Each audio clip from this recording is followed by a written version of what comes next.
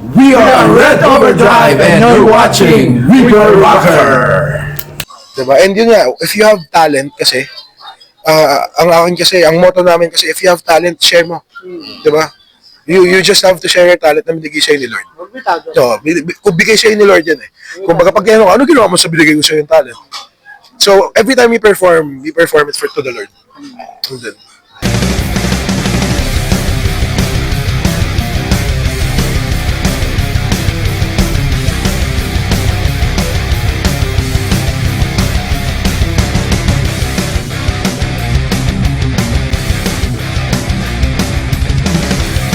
Hello everyone, this is Kian from Reaper Rocker. On today's episode, nag-band interview tayo at kikilalanin natin ang bandang Red Overdrive, isang rock band mula sa Metro Manila at alamin natin ang tungkol sa kanilang banda. So, if you're excited to watch this video, don't forget to subscribe to my channel and follow my social media accounts. Let's go! Red Overdrive is a rock band all the way from Manila, typically associated with acoustic and alternative rock scene. They are known performing at local community events and live music venues. Their sound often leans towards a mix of contemporary OPM, designed for live crowds and chill listening environments. The band had also performed in the Musika Patiran series, and most recently, they were part of the lineup of Love at the Park concert series at TLC Taguig. The event featured several local indie acts including Acoustic Drive and Soul Experience. Let's know the band more. So, nakilala natin ang bandang Red Overdrive dahil kila Words. Dahil isa to sa mga bandang regular na tumutugtog sa Musika Patiran. Nagkaroon din tayo ng pagkakataon na makilala ang mga members, kaya itong interview na to ay isang magandang opportunity na makilala sila. So, panoorin natin tong video na to. Okay everyone, this is Kian from Reaper Rocker at makakasama natin ngayon ang Red Overdrive. So, pakilala muna ang bawat membro. Hi, kami ang Red Overdrive! Yes, unahin na natin ang seniority level. Hindi pala. Dapat pala sa kaliwa, no? Unahin natin si Tony, ang drummer ng band. Hello, I'm Tony Stick. I'm the drummer of Red Overdrive. Yun lang. Hi, ako nga pala si Jomar. Ako yung replacement bassist. Pero regular bassist na ng Red Overdrive.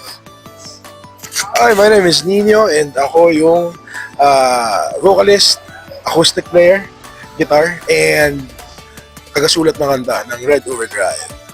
Yun, so yun, nag-prepare na tayo ng ilang questions, so let's begin. So,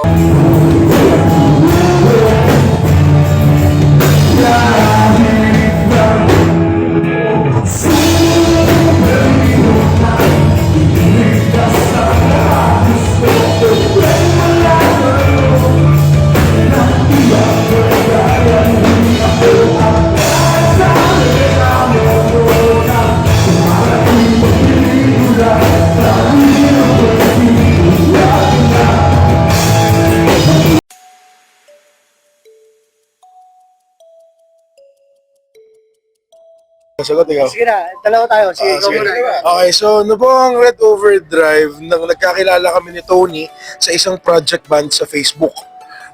Ngayon, yung project band na inabot ng 2 buwan, walang nangyari. Kaya, kwentuhan lang. Kwentuhan lang. Tapos sabi ko na, aalis na ako kasi mukhang walang patutunguhan. And then sabi ko kay Tony, aalis ako, magbubuo ako. Sabi niya, magbubuo rin siya. So, sige, game. Questionin namin. Naghanap kami ng ibang members. Sa Facebook din, actually. Yung mga Facebook group. Nakakita kami ng isang bassist, yung damit namin kasama. Shoutout ulit. At saka, yung isang gitarista talaga namin. So, meron na kaming mga i-perform dapat na kanta pag nagkita kami. Ang problema, yung pagdating ng 2-3 days before, a day before, biglang nag-cancel yung gitarista namin. Eh sabi ko, nakabayad na ako, tugtog na lang tayo. And then sabi ko, hindi ako marunong mag-gitara, pero meron akong mga meron akong mga originals. So, ayun. So, from there, sabi nila, sige, lagyan natin. Nakalimang kanta agad kami. Oh, Oo. hindi sayang No, yung... hindi naging sayang yung araw. And then, nagulat kami dahil yung basis pala namin before ay taga Bulacan. So, nakita namin yung dedication niya. Nahiya kami. Sige, tuloy na natin to. Let's see where this goes. So, ayun. Yun yung nangyari. Tapos, nagkapalit-palit ng mga gitarista. Hanggang sa ngayon, meron pa kaming 2 gitarista na and tatlo. May tatlo pa kaming gitarista. Oo. Yeah, so, pwede na akong bumitaw dahil ginagamit ko lang pantago ng chat ang aking gitara.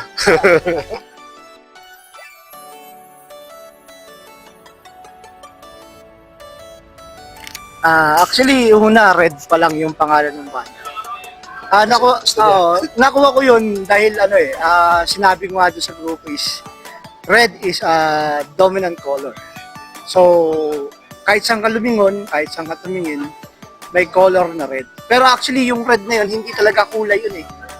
Attitude yun ng bawat member. Oo, di ba? Andun yung aggressive, andun yung eagerness, andun yung strength, at saka yung pinaka goal is na, yung ano namin is yung... When you say red kasi, red has the most feelings na conveyed to it. Oh. Hindi siya tulad ng ibang kulay na isa lang. Pag sinabi mong red, marami yan. Passion, love, anger. So lahat ng emotion, Eagerness, lahat yun, nasa red. Kaya sabi nila, bakit red? Kulay. Hindi. Kulay siya, oo. Pero sa amin yung meaning is malalim. Yun talaga yun.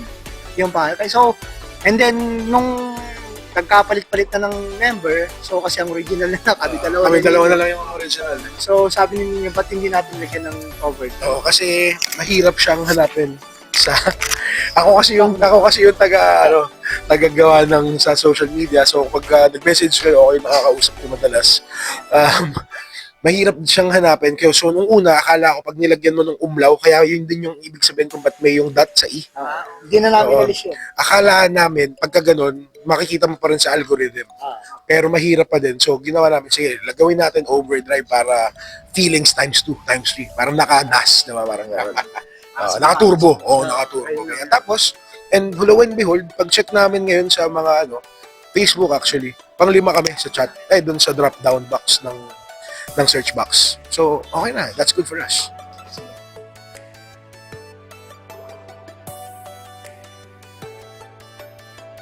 Ako yan. So, since yung mga kanta namin, so far, ako pa lang yung mga nagsusulat. Iba-iba kasi.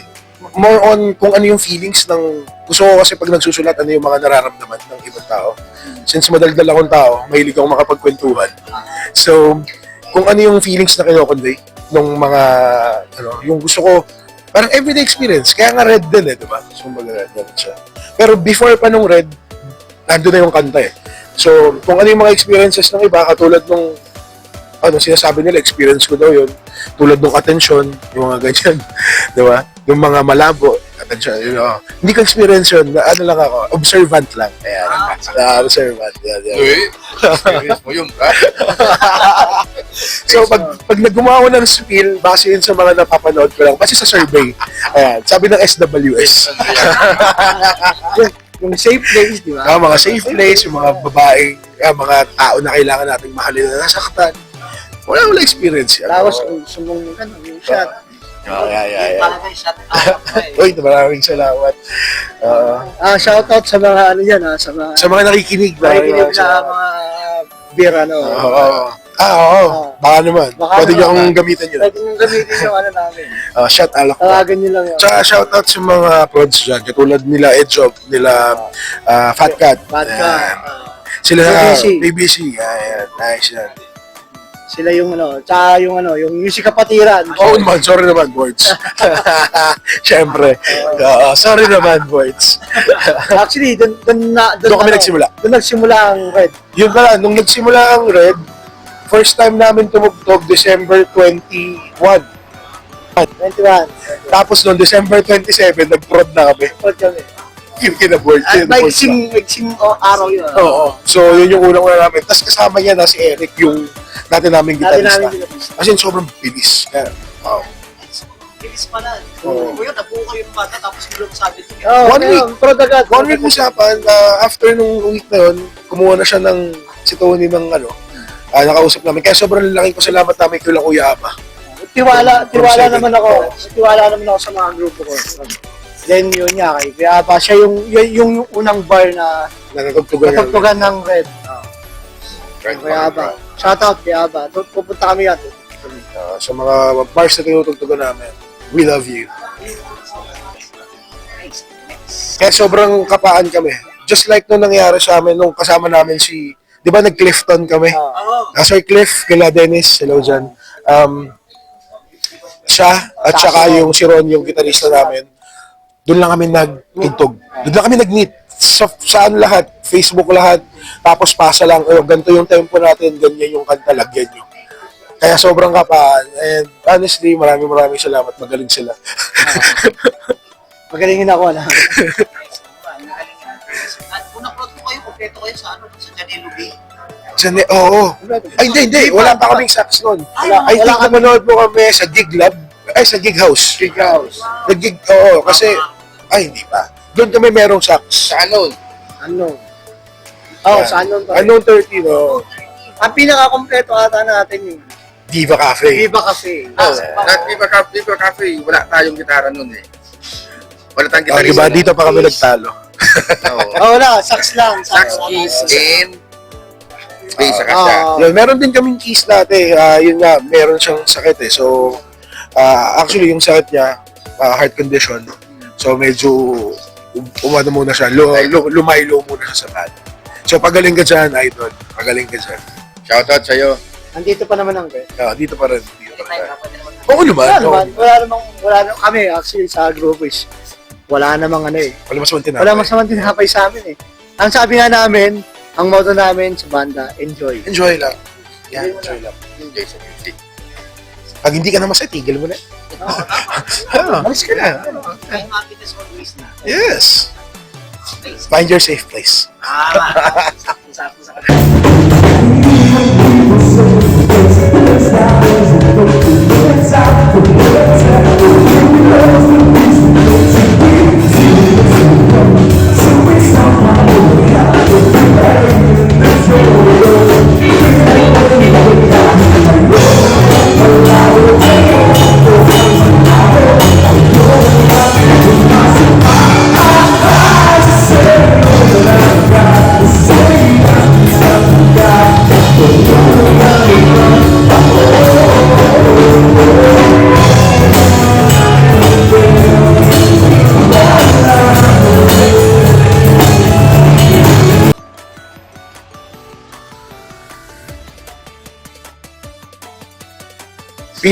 Pinakauna, scheduling.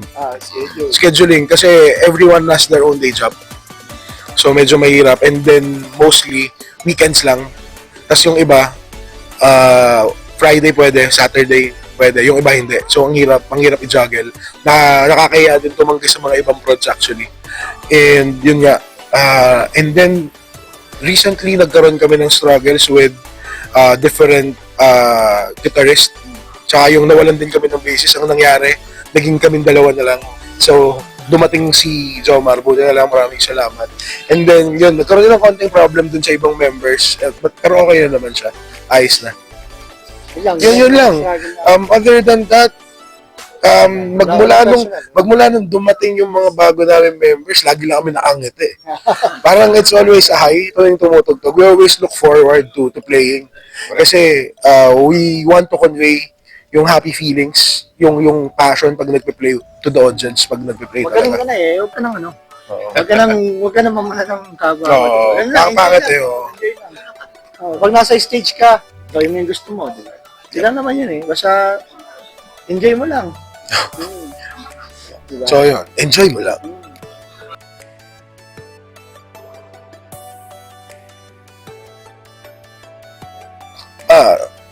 So far, yun, we've nag-start kami mag-release ng kanta by August. So yun yung first single namin na launch.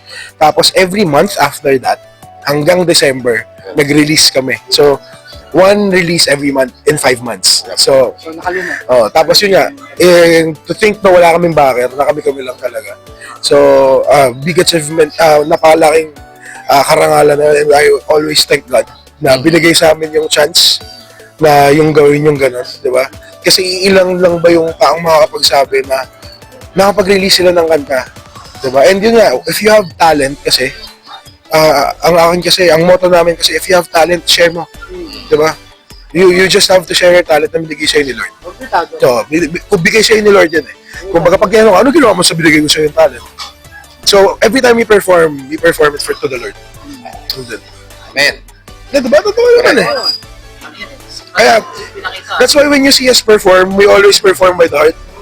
Kasi it's always for Him. Wala kaming pag kami sumampa yung tatanungin mo kung okay ka lang ba, ganyan. Wala kaming ganun. Basta sa amin, hawa kami yung gamit mo, hawa kami yung instruments mo, or ano, kung ano man problema mo, kung ano man yung nakakamdaman mo.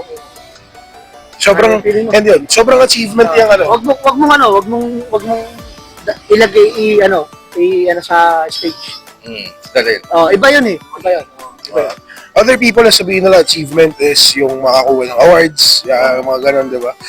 Pero sa akin, the most award, the most achievement na nakuha ko dito is gaining new people, meeting new people. Bagong Yeah. kaibigan.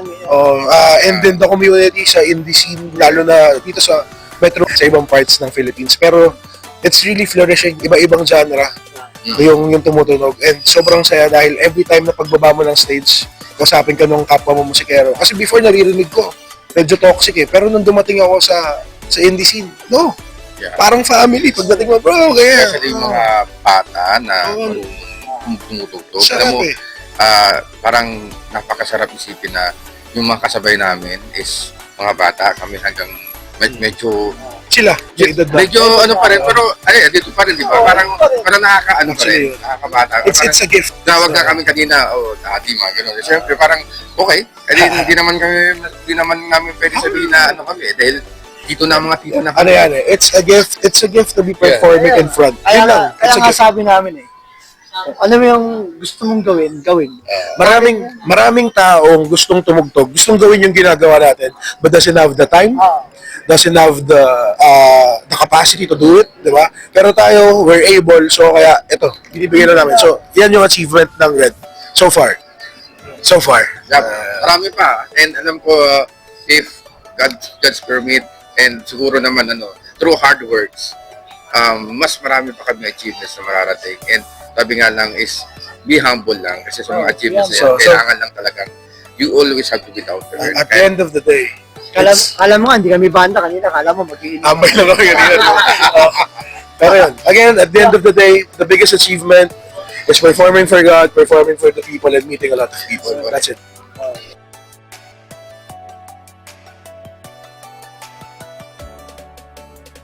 Okay.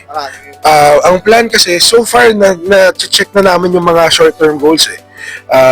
Yun, katulad nito, magkakaroon kami ng open space na performance.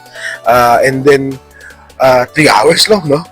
3 hours lang. Long set yun, no? Long set Ay, talaga. pangarap namin yan. At sa big stage. Yung grupo At kami yung billing, top billing. So, sobrang nagulat ako doon. Sobrang thankful. Pero, yung future plan is to record 2 more songs within the semester of this year. Tapos nung makapag-release kami ng EP, yung 7 songs na yun, tapos gagawin namin siyang hard. Pinag-isipan pa namin kung LP, kung EP na yung plaka, yung vinyl, or USB na card. Kasi, yun nga, iniisip namin, niche market na tayo, baka naman maging tambay lang yung vinyl sa diba? Yung record. Wala. Oo, baka wala ng mga record players, diba? So, at least yung USB, pwede rin magamit nila. Tapos andun lahat ng high definition na kanta. Save And then may mga photos, kung gusto nyo makita yung mga pagbubuha namin. Sawa kayo. Pati yung lyrics ng kanta natin.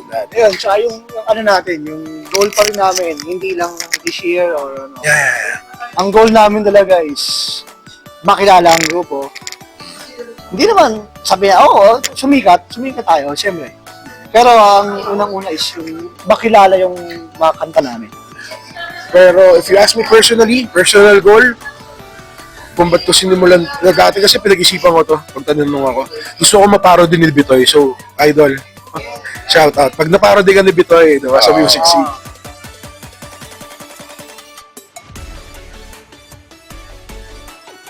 If you have a passion, go for it. Kasi, dito naman talaga tayo. Kung hilig mo talagang tumutog ka.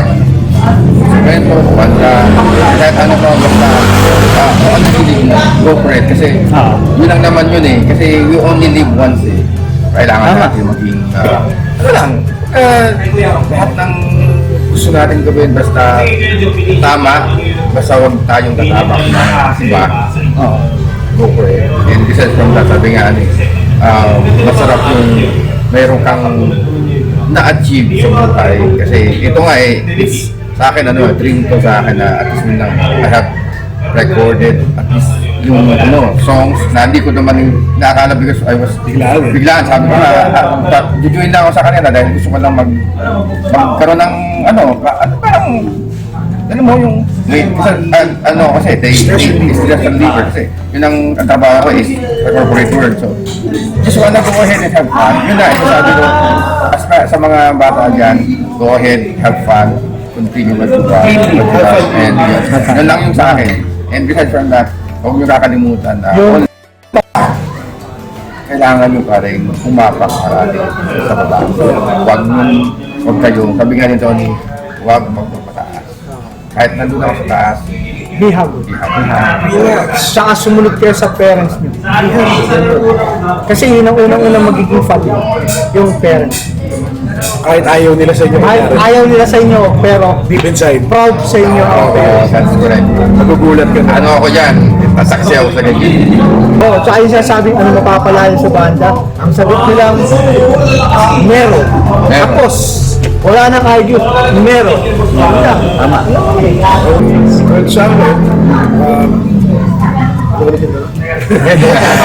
Advice. Yun, so advice lang to the next generation, believe in yourself. Yun ang pinaka kasi huwag ka makikinig sa sabi-sabi ng iba. You take criticism, constructive criticism, pero alam mo kasi, when bashing lang, dapat alam mo yun. Alam mo kung kailan na gusto ka lang i-down. Because people want to see you go up, and then people would like to see you just to go down. Girl lang yun. Just believe in yourself, alam mo kung sino ka sa sarili mo. And kung ano yung passion mo at ano ang nagpapasa sa'yo, continue lang. Lahat ng tao may masasabi yan tungkol sa'yo. Pero ikaw, kilala mo ang sarili mo at saka yung ang importanteng tao lang tanda mo, ikaw at saka yung mga tao importante sa'yo. Pero other than that, gawin mo lang silang alingaw-ngaw. Kumbaga mga echoes lang yan eh. Patapusin mo lang lahat sila sa Lahat ng mga bash. Kasi kung habang nagsisimula ka, wala ka sa tono, nagpo-perform kayo, wala bigla kayong tumigil out sa simula na just enjoy the moment. Mahana pa kayo. Di ba? Kami ilang taon na kami, and bumalik kami, di ba? Bumalik pa rin kami sa pagbabanda. So, huwag kayo magsisihan. just enjoy. It's your life. You gotta do what you gotta do. Kung ano ang gagawin mo, alam mo na ang tama at mali. Yun lang yun. Diba? Hanggat wala, you live your life the way you want. That's it. Basta yun lang, ang isang sinasabi ng Red Overdrive. Enjoy. Yes. Maraming salamat, Sir Kian. Thank you sa Reaper Rocker. Thank you.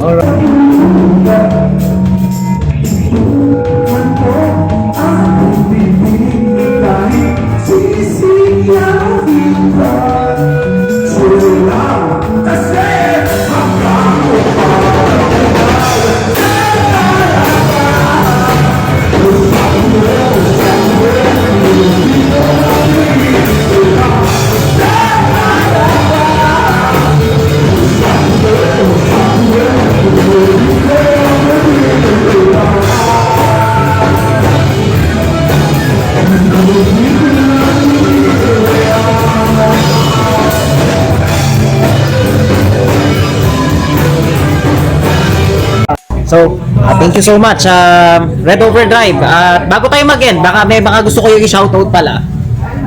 Shut up. Yun, shoutout sa lahat ng mga prod na naniniwala sa Red Overdrive. na laging sumusuporta sa amin. O sila, frostbite pa pala. Sila Ice. Sila Ices. Nice. So, sa lahat ng prod, hindi ko nababanggit Dami. kasi naman kaya, ang dami na yun. Yan sa family and friends namin, lahat sa asawa ko, sa anak ko, lahat ng sumusuporta sa amin. Thank you. Hey, Redheads, thank you. Ako rin, first and foremost, I'd like to salamat kay Tony. Sa dalawa kasi, sabi nga, hindi ko naman talaga, akalain na gonna join them kasi sa akin, isa na lang eh. Parang suntok-sukon ba? And aside from that, of course, to my wife kasi kahit na araw-araw may sabi nga sa akin eh. Yo, parang di mo na kang pamilya. Pero hindi, biro na. Pero she's always there to support me kasi passion ko to eh. Saka isa sa anak ko, si DL kasi he's my inspiration. He has actually autism pero para sa akin isang karangalan na makita niya sa ako na tugtog sa YouTube, no? YouTube. And then, pag nakikipinigiginggan niyo yung kanta namin and sumasabay siya, yun, shout out din sa mga office mate ko sa Genesis kasi kung wala yung mga office mate ko, wala rin ako dito kasi Kung walang work for kasi doon ako nagsimula eh. May banda ako sa office pero yun, natutuwa ako at sa lahat kasi sa Todd and everyone, maraming salamat. And marami pa kaming mga gagawin and i-offer sa inyo. Bago actually. Yeah. Saka sa lahat na pasalamatan namin, at saka kay God na laging gumagabay sa amin. Siyempre. Amen. Sa pagpunta namin sa prod, pag-uwi namin, Safe. safe kami. Pamilya siya. Pag-uwi namin sa pamilya namin, safe kami. At saka dun sa mga kasama namin. Basta Redheads. Basta Redheads. Pag sinabi mo Redheads lahat na. Lahat na yan. Maraming salamat sa inyo. Thank you. Thank you. Alright, so ayun. So again, thank you so much.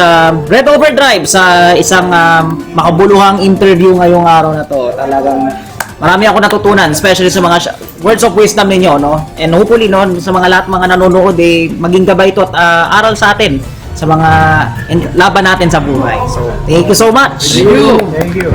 We are Red Overdrive! Let's check out the mosh spots that we could visit for the following days.